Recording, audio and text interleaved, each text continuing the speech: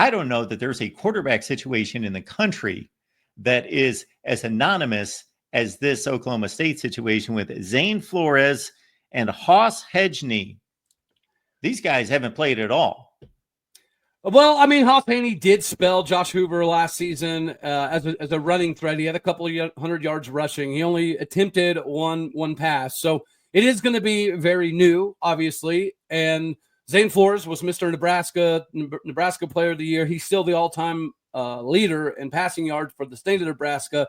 6'3", 220 pounds, somebody that filled in as a running back this last spring whenever we had some injuries. So this is two individuals that have a lot of running capabilities that I think is going to be very reminiscent of what the Oklahoma State offenses look like with J.W. Walsh and Clint Shelf.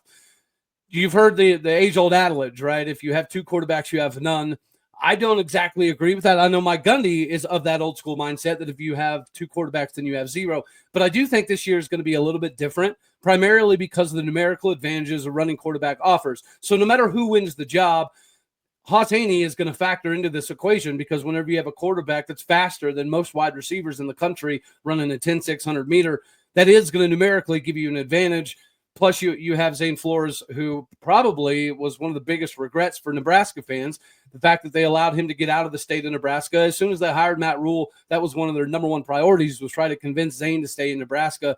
And he was injured last year, right? We had a lot of turmoil last year at the quarterback position between Alan Bowman and then Garrett Rangel, and then Garrett Rangel gets hurt, and we don't have the ability to turn to Zane Flores.